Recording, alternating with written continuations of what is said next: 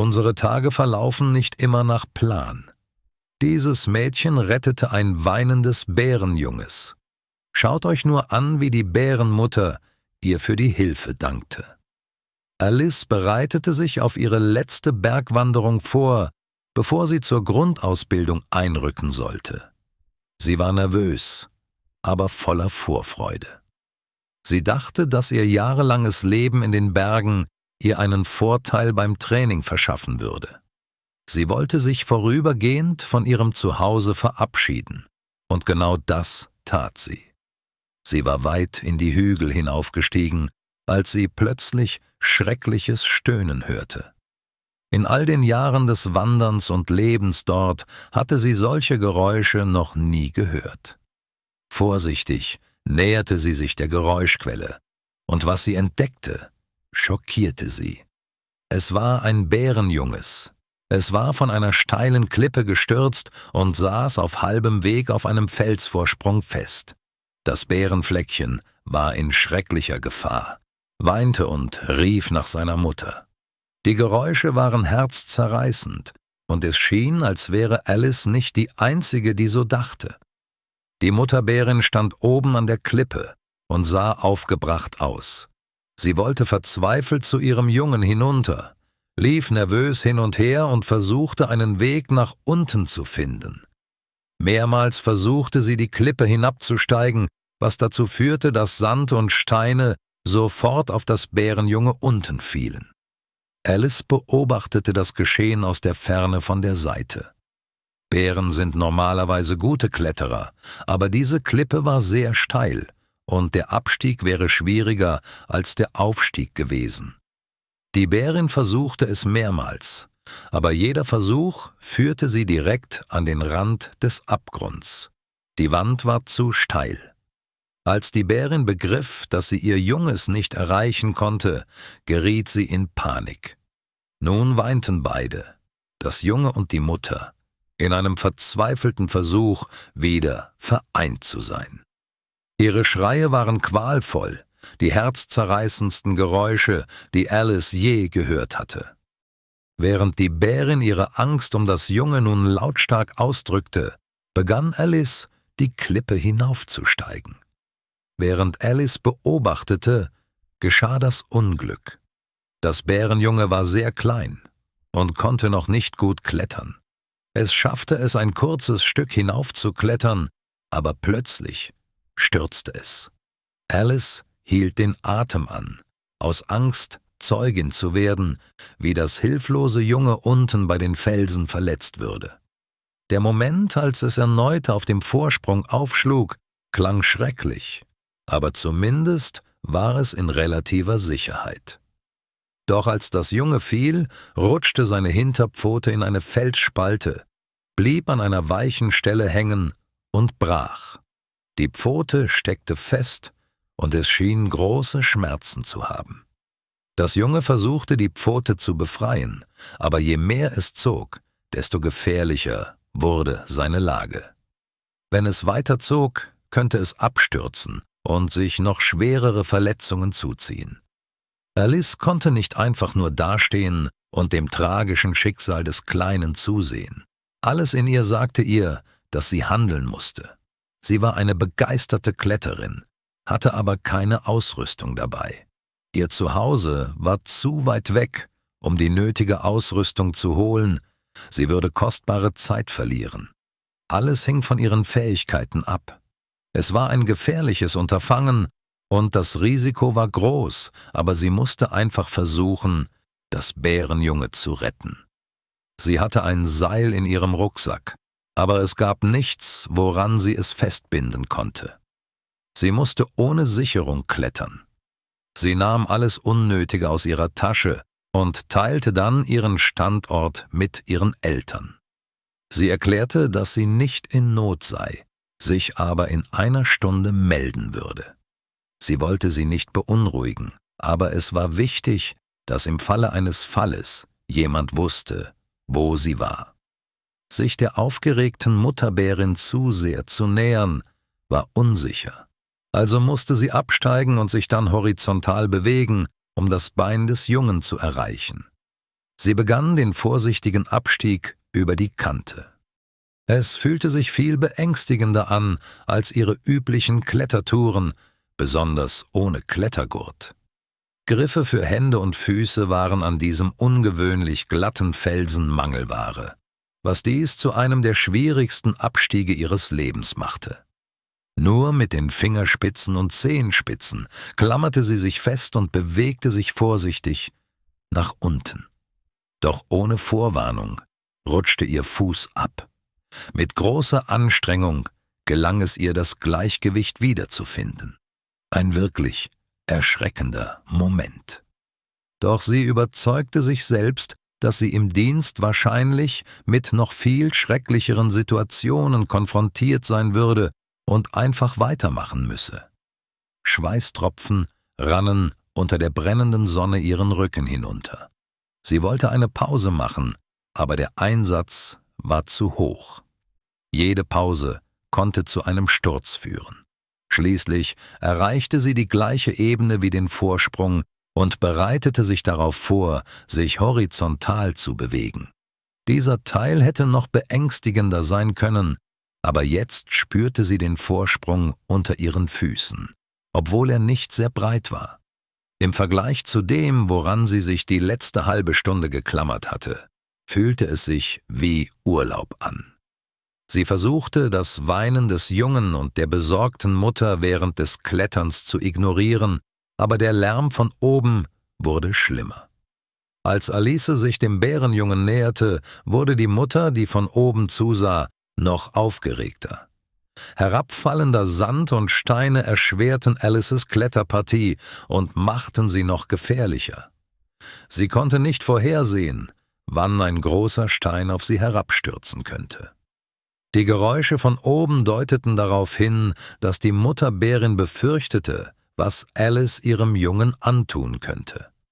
In diesen spannungsgeladenen Momenten war Alice froh, dass die Klippe sie trennte, da sie wusste, dass die Bärin eine tödliche Gefahr darstellen könnte, wenn sie sich nahe kämen.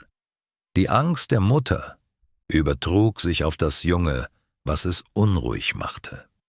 Es wand sich und versuchte, sich von Alice zu befreien, obwohl es noch ganz klein war.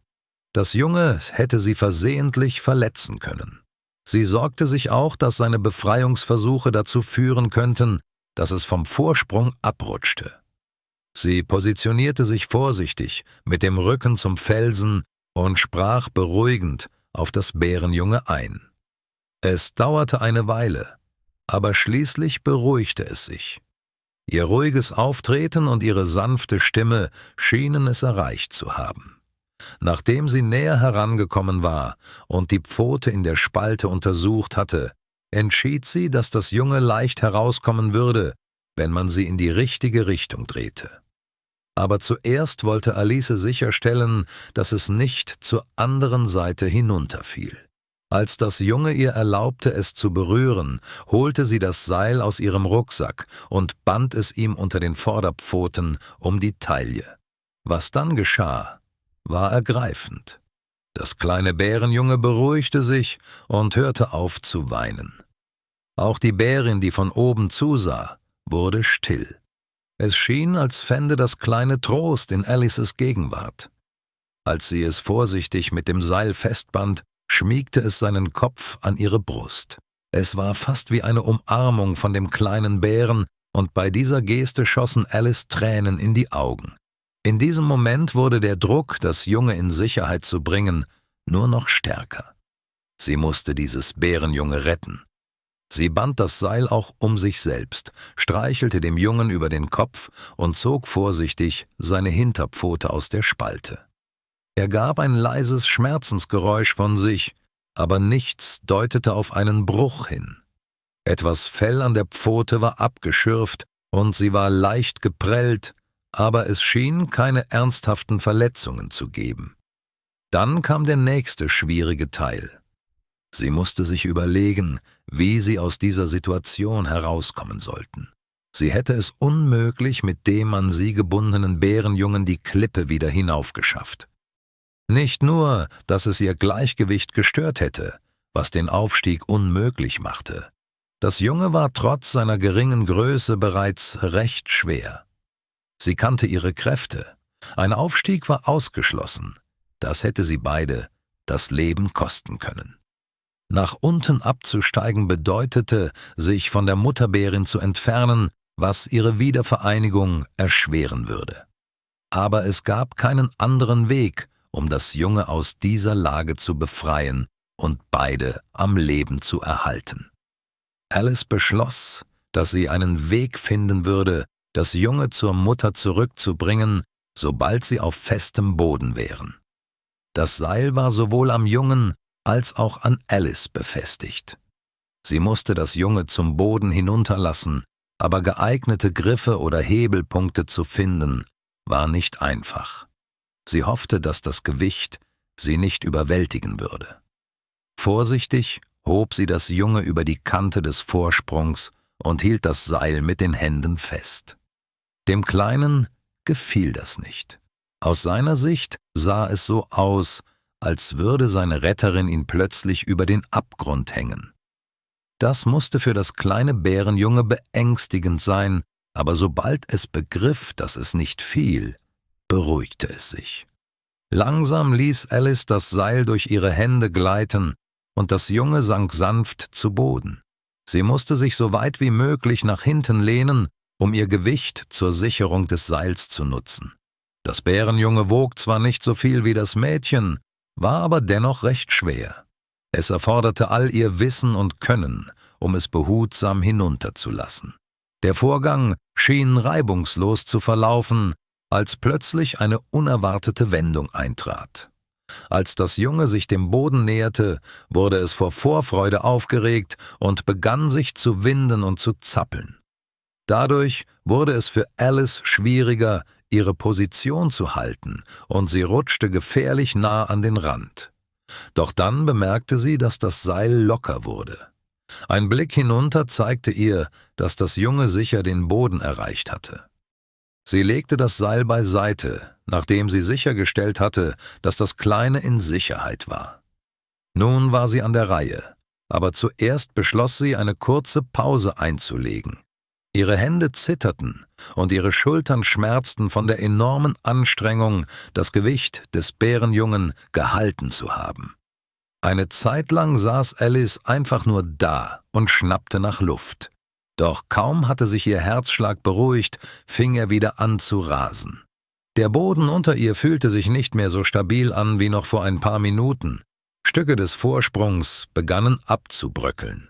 Sie wusste, dass er nicht sehr stabil war, wenn das Junge ihn mit seiner Pfote hatte durchbrechen können. Bisher hatte er standgehalten, also versuchte sie nicht daran zu denken, bis jetzt, wo der Boden kurz vor dem Einsturz zu stehen schien. Sie wollte nicht riskieren, auf das Bärenjunge zu fallen, also bewegte sie sich zur Seite und begann vorsichtig mit dem Abstieg. Eine längere Pause wäre schön gewesen, aber sie konnte sich jetzt keinen plötzlichen Sturz erlauben. An diesem Teil der Klippe gab es mehr Griffe als am glatten oberen Hang, aber der Abstieg war alles andere als leicht. Die Erschöpfung machte sich bemerkbar, und ihr Körper wehrte sich gegen diese harte Prüfung. Es kam ihr wie Stunden vor, seit sie mit dem Abstieg begonnen hatte. Aber als sie nach unten blickte, war der Boden immer noch in beträchtlicher Entfernung. Springen war sinnlos. Es wäre vielleicht nicht tödlich gewesen, aber sie hätte sich mit Sicherheit viele Knochen gebrochen. Und ihre Karriere wäre beendet gewesen, noch bevor sie richtig begonnen hatte. Der Rucksack auf ihrem Rücken fühlte sich unglaublich schwer an, als wären Steine eines ganzen Hauses darin. Er zog sie nach unten. Als sie eine Stelle fand, an der genug Platz für sichere Manöver war, nahm sie den Rucksack vorsichtig vom Rücken. Sie musste das überflüssige Gewicht loswerden. Zuerst prüfte sie, wo das Bärenjunge war, und warf dann den Rucksack zu Boden. Ohne diese Last wurde es etwas leichter, aber es war immer noch nicht einfach. Sie stieg so schnell ab, wie sie konnte, ohne sich in Gefahr zu bringen. Es schien, als käme der Boden einfach nicht näher, doch dann, als sie nach dem nächsten Griff tastete, trat ihr Fuß auf festen Boden. Alices Beine gaben nach. Sie konnte nicht glauben, dass sie es geschafft hatte. Diese unglaublich starke Frau brach einfach auf dem Boden zusammen. In manchen Momenten hatte sie bezweifelt, jemals wieder in Sicherheit zu sein. Auf dem Boden zu liegen fühlte sich fantastisch an, aber die Sonne brannte immer noch gnadenlos. Mit letzter Kraft kroch sie in den Schatten. Dort lag sie einfach nur und atmete schwer. Sie hätte alles für einen Schluck Wasser gegeben, aber ihr Rucksack lag irgendwo außer Reichweite, und sie hatte keine Kraft mehr aufzustehen und ihn zu suchen. Das Bärenjunge kroch näher und begann auf ihr herumzuklettern. Es schien viel glücklicher und weniger verängstigt zu sein, nun da sie zusammen waren. Als es nah genug war, band sie das Seil von seiner Taille ab. Sie wollte das Junge streicheln und umarmen, war aber zu erschöpft. Das Bärenjunge rollte sich neben ihr herum, als es plötzlich erstarrte, sich auf die Hinterbeine stellte und die Ohren spitzte. Auch Alice horchte auf und hörte das Rascheln von Blättern und das Knacken von Zweigen. Etwas kam durch den Wald näher. Dann überkam Alice große Angst. Ganz in der Nähe trat die Bärin aus dem Wald. Sie musste begriffen haben, wohin Alice das Junge geführt hatte die Klippe umrundet und war den Berg hinuntergekommen, um sie zu treffen. Als Alice das letzte Mal nach oben geschaut hatte, war die Bärin unzufrieden mit ihr gewesen. Würde diese gute Tat nun Alices Ende bedeuten? Doch die Bärin schenkte der Frau überhaupt keine Beachtung. Sobald die Mutterbärin aus dem Wald trat, lief das Junge zu ihr. Sie umarmte ihr Kleines kurz und sie rollten über den Boden, glücklich wieder vereint. Ihre tiefe Bindung war ein rührender Anblick, und Alice konnte ihre Tränen nicht zurückhalten. Da sie begriff, dass sie gehen sollte, versuchte Alice, sich aufzusetzen, aber die Bärin schien sie nicht zu bemerken. Sie war ganz auf ihr Kleines konzentriert und zeigte keinerlei Anzeichen von Aggression. Alice beschloss es zu riskieren. Sie war ohnehin zu erschöpft, um wegzugehen oder sich Sorgen zu machen. Doch das Bärenjunge wollte sich nicht von seiner neuen Freundin trennen. Es lief zurück zu Alice, um zu spielen. Sie versuchte es wegzuscheuchen, aber es ging nicht weg. Während sie versuchte, das Junge abzulenken, fürchtete Alice, was die Mutterbärin tun könnte. Aber sie hätte sich niemals vorstellen können, was als nächstes geschah. Das Mädchen hatte das weinende Junge gerettet, und nun sah sie zu, wie die Mutterbärin nach etwas suchte. Alice versuchte, keine hastigen Bewegungen zu machen. Diesmal war es Alice, die die Absichten des Tieres nicht verstehen konnte. Was jedoch als nächstes passierte, versetzte sie in Schock. Die Bärin entfernte sich mit ihrem Jungen, kehrten dann aber zurück und hielt etwas im Maul. Es war Alices Rucksack, und sie ließ ihn direkt neben ihr fallen. Dann zog sich die Bärin zurück und setzte sich in sicherem Abstand hin.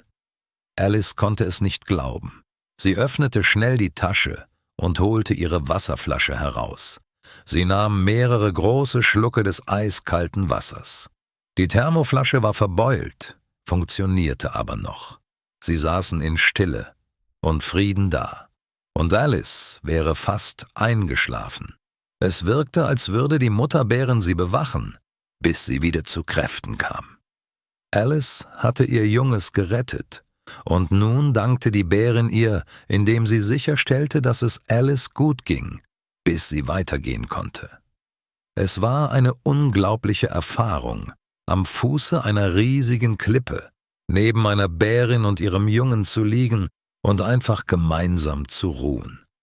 Bald hörte Alice vertraute Stimmen. Ihre Eltern riefen nach ihr. Sie waren schon ganz nah. Alice sorgte sich, dass die Bärin schlecht auf das Erscheinen anderer Menschen reagieren könnte. Doch sie schien zu verstehen, dass es Zeit war, Abschied zu nehmen. Die Bärin kam zu Alice und berührte sanft ihr Bein, bevor sie im Wald verschwand. Das Bärenjunge, voller Zärtlichkeit, rollte über Alice hinweg und stieß sie liebevoll mit der Schnauze an die Schulter. Sie umarmte das Kleine ein letztes Mal, als es seinen Kopf an ihre Schulter schmiegte. Dann rief die Mutter nach ihrem Jungen, und beide verschwanden im Wald und waren nicht mehr zu sehen.